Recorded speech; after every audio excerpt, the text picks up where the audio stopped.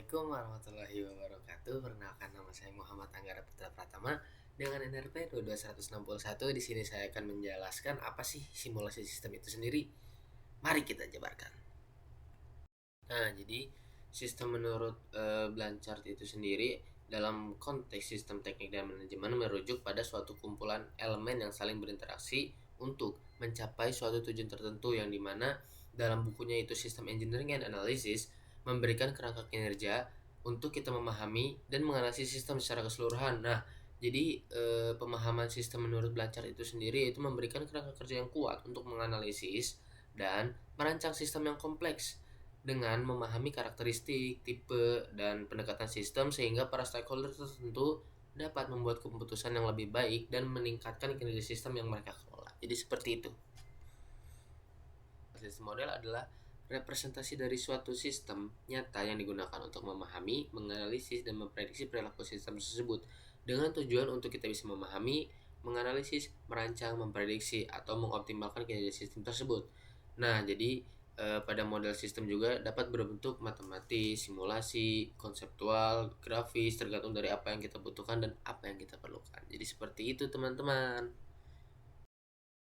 Oke, jadi untuk yang pertama itu ada entity, yang dimana item yang diproses dalam sistem bersifat tidak selalu sama karena menyesuaikan dengan biaya, ukuran, prioritas, kualitas, atau kondisi tertentu. Untuk yang kedua itu ada activity, yang dimana segala kegiatan yang dilakukan oleh sistem baik langsung maupun tidak langsung oleh entity dan resource. Nah, apa sih resource itu sendiri? Nah, resource adalah sumber daya yang digunakan untuk memproses entity. Untuk yang selanjutnya itu ada control. Kontrol adalah cara kerja atau aturan main dalam sebuah sistem. Nah, untuk yang terakhir itu ada variable, yang dimana sebutan yang dapat diberi nilai angka ataupun mutu. Jadi seperti itu bagian dari elemen-elemen sistem yang ada di simulasi sistem. Oke, jadi untuk yang pertama itu ada entity, yang dimana item yang diproses dalam sistem bersifat tidak selalu sama karena menyesuaikan dengan biaya, ukuran, prioritas, kualitas, atau kondisi tertentu.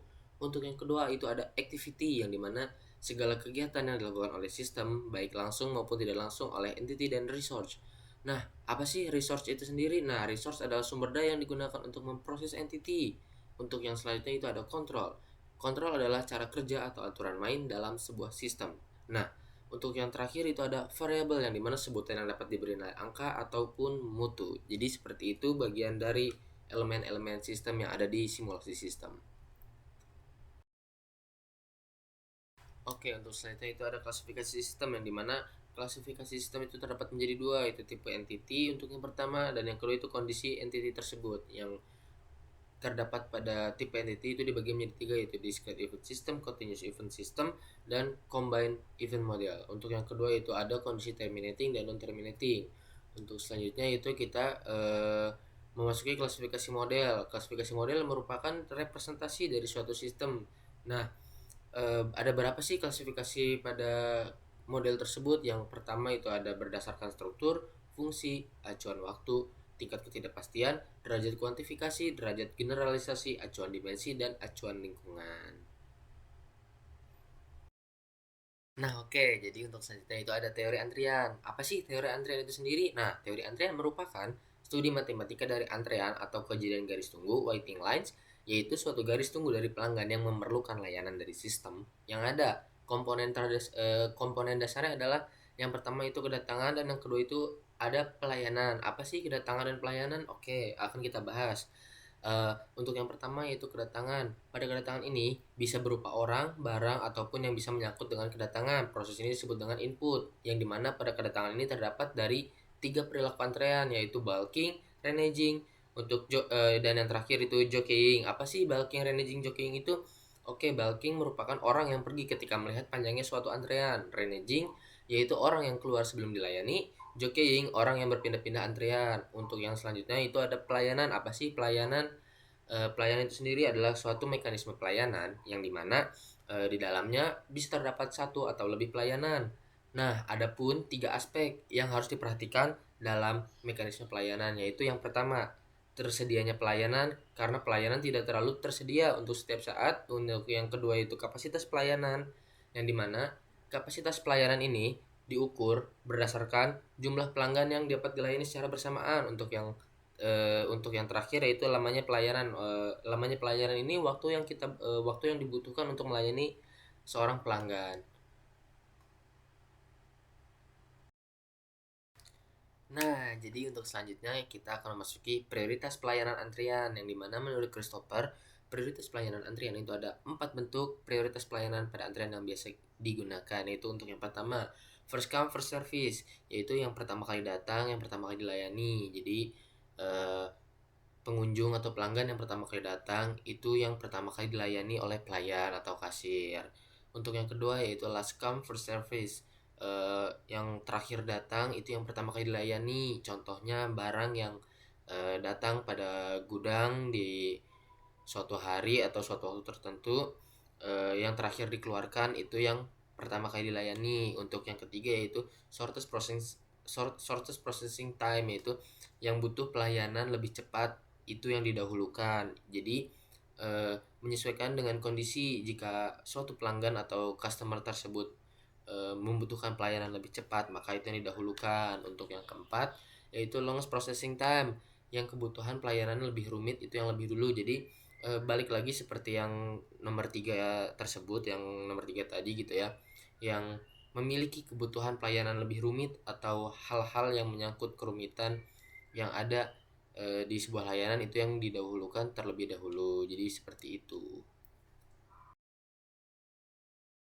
Oke, untuk selanjutnya yaitu pengenalan software Arena, yang dimana software Arena merupakan software simulasi yang berbasis Graphical User Interface atau GUI. Nah, berikut ini adalah toolbar yang ada pada Arena. Yang pertama itu title bar, yang dimana berfungsi untuk menunjukkan nama dari model yang dibuat. Untuk yang kedua yaitu ada menu bar, terdiri dari menu umum dan spesifikasi dari Arena. Untuk yang ketiga yaitu project bar untuk memilih modul yang nantinya akan digunakan untuk membangun program. Untuk yang keempat ada flowchart view untuk membangun model pada Arena, dan untuk yang terakhir ada spreadsheet view untuk mengedit data dari model-model yang kita gunakan. Nah, untuk selanjutnya yaitu ada modul-modul yang terdapat pada flowchart. Ada apa aja sih? Yang pertama itu ada create, yang berfungsi sebagai titik awal atau starting point dalam model simulasi. Untuk yang kedua ada dispose, itu sebagai titik akhir dalam model simulasi. Untuk yang ketiga ada proses, yaitu proses utama dalam simulasi. Yang keempat ada decide, yang berfungsi untuk mengambil keputusan dalam sistem. Untuk yang kelima ada batch, berfungsi untuk pengelompokan dalam model simulasi. Untuk yang keenam ada separate, yang berfungsi untuk menduplikat atau memisahkan entity dari yang sudah kita kelompokkan. Untuk yang ketujuh ada assign, yang mendefinisikan nilai baru dalam variable entity, atribut, type, vector, ataupun variabel lainnya. Untuk yang ke-8 ada record, untuk mengumpulkan statistik dalam model simulasi. Untuk yang ke-9 ada hold, digunakan untuk menahan suatu entitas yang masuk dalam sebuah antrean. Untuk yang ke-10 ada delay, untuk menunda sebuah entity yang masuk ke dalam proses. Untuk yang ke-11 itu ada signal, yang sebagai tanda pada setiap penggunaan modul. Hold dalam model yang sedang menunggu untuk melepas entity tertentu. Jadi seperti itu modul-modul yang ada pada flowchart. Oke, untuk selanjutnya itu ada modul-modul data. Modul data itu apa sih? Modul data itu adalah serangkaian objek pada spreadsheet view yang nantinya digunakan untuk mendefinisikan karakteristik berbagai elemen proses seperti resource atau queue. Yang dimana di dalam modul data itu ada terdapat beberapa modul data. Yang pertama yaitu ada modul data atribut yang digunakan untuk mendefinisikan dimensi atribut, tipe data, dan nilai awal. Untuk yang kedua itu ada data entity, digunakan untuk mendefinisikan berbagai tipe entity. Untuk yang ketiga itu ada model data queue, yang dimana digunakan untuk mengubah aturan ranking dari suatu antrian. Untuk yang keempat itu ada modul data resource, digunakan untuk mendefinisikan sumber daya dalam simulasi sistem. Untuk yang kelima itu ada modul data variable, yang dimana modul data variable digunakan untuk mendefinisikan dimensi variabel dan nilainya. Untuk yang keenam itu ada modul data schedule, yang dimana digunakan untuk merangkai atau diselaraskan dengan resource untuk mendefinisikan jadwal kedatangan. Untuk yang ketujuh itu ada modul dataset, digunakan untuk mendefinisikan berbagai tipe data seperti resource, counter, tally, entity type, dan entity picture.